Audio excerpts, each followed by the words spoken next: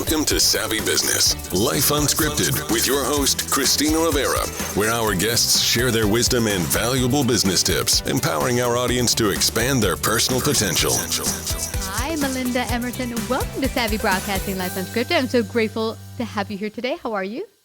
I'm good. I'm happy to be here. I'm happy to have you be here today. You're going to share a very awesome topic from hobby to business owner.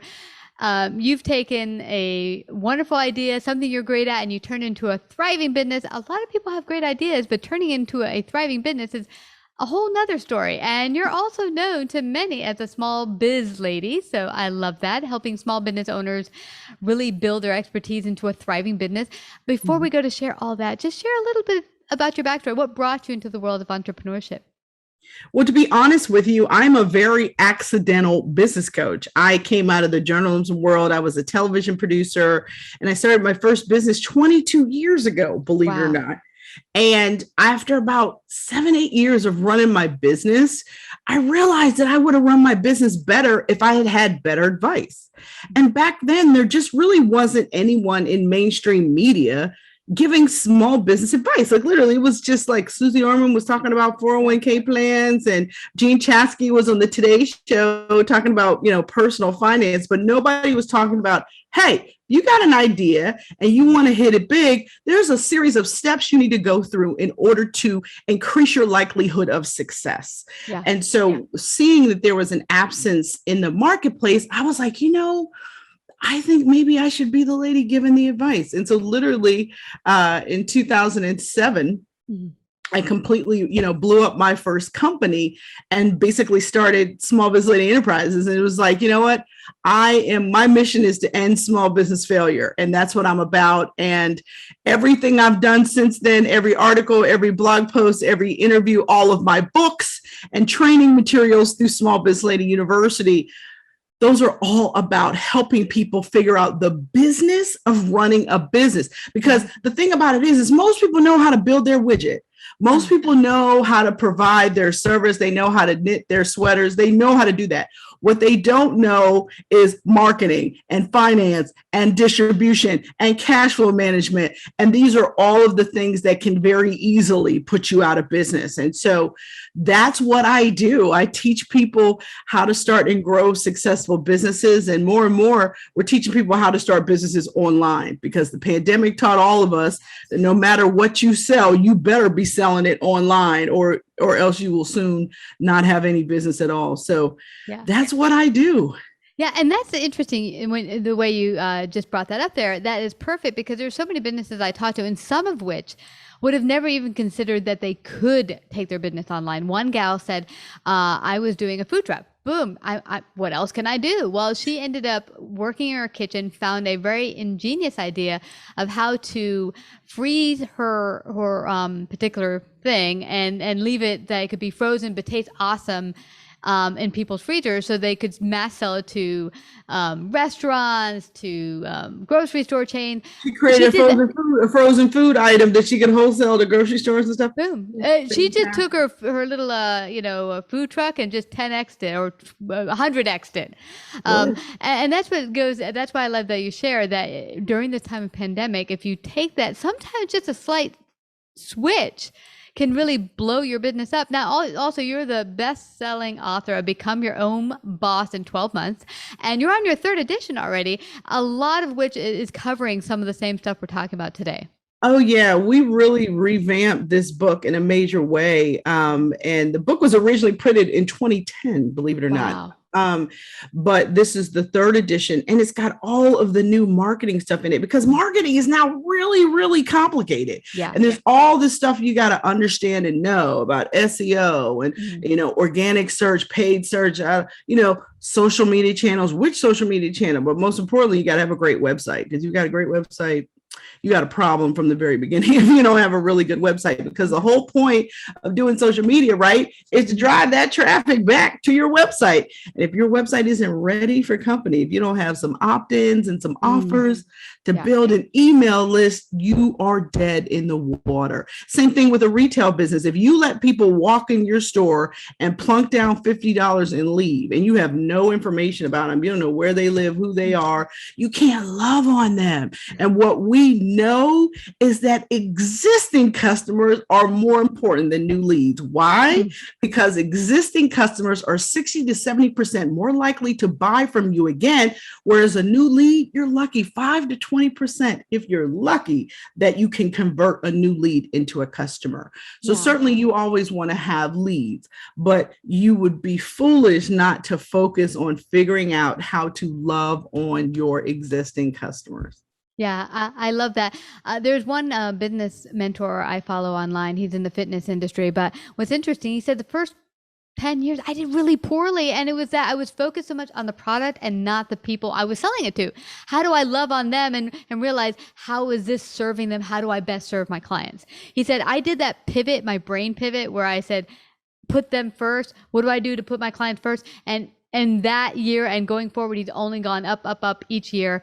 Talk about that, how the importance of putting your client first. And because you might have something like, I love to knit sweaters, but how is that serving the community? How do I bring that to people in a way that really serves them?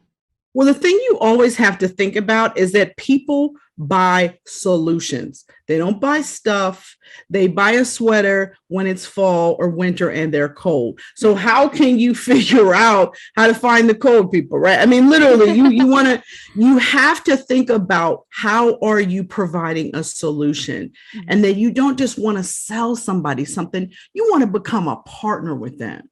Yeah. You want to know is so much about them that you can anticipate their current and future needs so that you can position yourself to be a resource, not just today, but 3 to 5 years from now too. Yeah. And so that's really our whole entire business world has shifted to being customer-centric.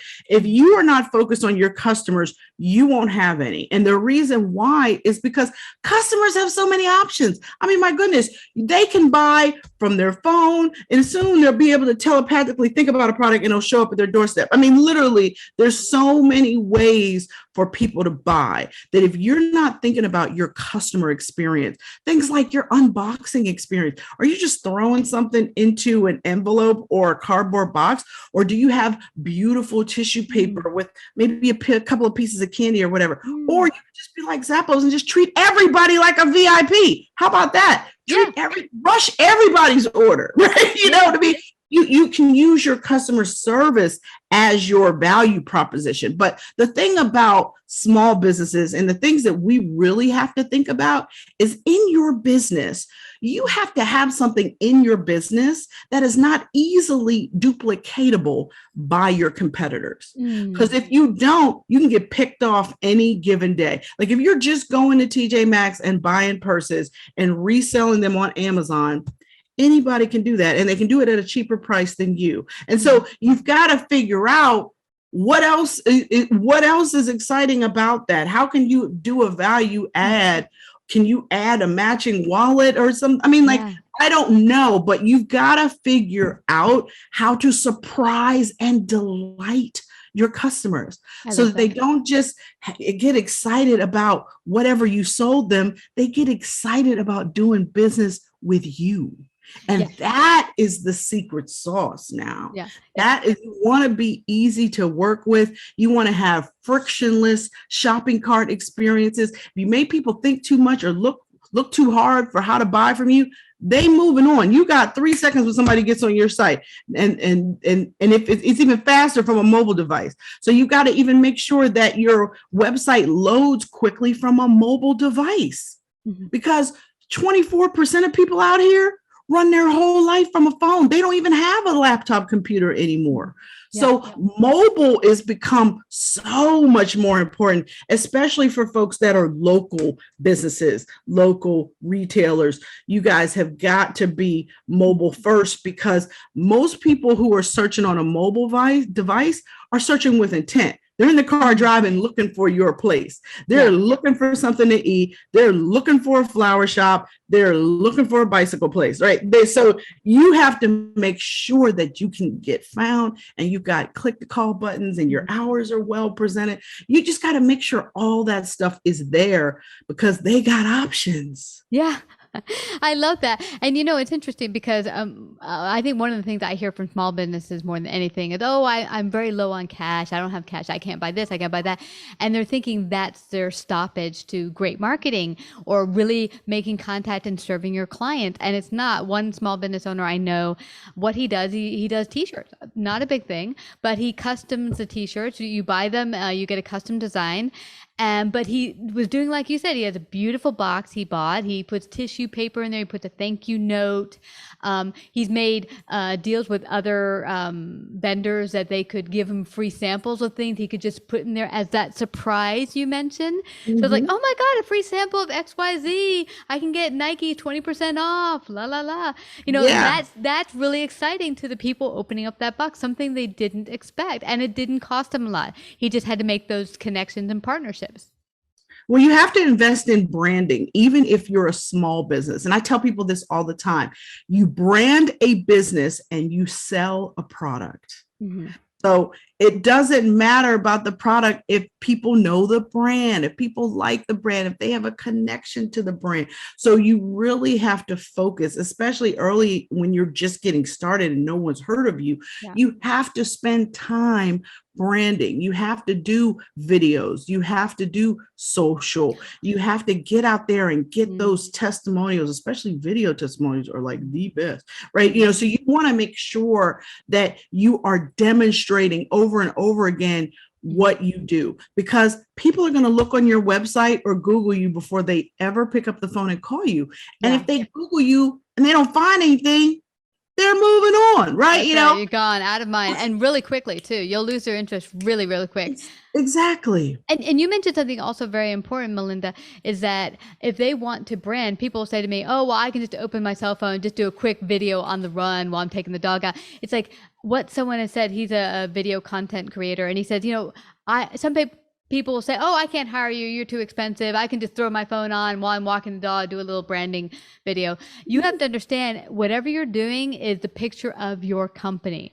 And do you want that to be, is that your professional representation? So it has to be like you said, you've got to get the lights, you got to get, it's got to be beautifully and creatively put together so that people are enticed by it visually, not just I'm walking out with the dog, I have a t-shirt on and, and I'm all frizzy hair and whatever, unless that's your brand. I realize that there's now this new authenticity thing, right? That people are talking about, but you still have to look like the person they're supposed to be listening to. Mm-hmm. And I don't care. Like I see all these folks out here marketing on TikTok and stuff. And I'm like, is twerking for business really what you should be doing? Mm-hmm. I don't know, but is that your business? That's what it's all about, twerking? I'm thinking not. I'm thinking if you want brand sponsor partnerships, I don't know if twerking is what you need to be doing to represent yourself and your business. Mm-hmm. Now, that's not to say I don't have a dancing video out here on TikTok, so I don't want somebody to send me an email next week, but I saw your videos on TikTok. No, I'm not. You don't have a video of me twerking. You don't. I promise you don't. No, but what I loved about what that guy said to me is that it is so important to look at the content you're putting out there in all fashion, even your personal Facebook page. If anyhow, like if your personal brand is your name and then you have a personal page that you're doing some less than ideal things that you want people to see, you have to realize that everything online does not disappear. You could take it down, doesn't. You could delete it. They'll still, somebody got a screenshot of it. Oh, that's right. Somebody's got a screenshot of it. So that's why you have to be really thoughtful. And I tell people all the time, don't post anything that you wouldn't want your grandmother to watch or read. That's a really good way to put it. Yeah, that is the best way. Would your grandmother be like, Melinda? I do not like that. You know what I mean? So that's the litmus test, because I think sometimes people think they can say anything. And I do think because social media is so prevalent, there's a tendency perhaps to overshare by some people. Yes. But I think that you really need to be strategic, even with what you share on social media, because you never know who's watching, right? It's sort of like Santa Claus. You never know who's watching. I can remember years ago, I had an opportunity to write a column for the New York Times. And I remember when I first talked to my editor, and he told me that they had actually read my blog for 1 year before they ever even approached me for an opportunity. Wow, 1 year. So 1 year, they were waiting to see how consistent I was, the quality of my work. Was I, a conscientious writer? And that was what the litmus test was. And did I know somebody from the New York Times was checking my blog every week? No. But if you keep your standards high, if you always show up consistently, I mean, it's sort of like the 6 C's of social media marketing. You have to connect with people, then you have to communicate. And what are you communicating with? Content. And how often do you have to do that? Consistently, right? And then once you do that on a consistent basis, you become a trusted member of the community. And then and only then, once you get to like, know, and trust, that's when you can turn that relationship into commerce. A lot of times what I see is people go from contact to commerce. How many times have you connected somebody on LinkedIn and 2 seconds later, they telling you what they do?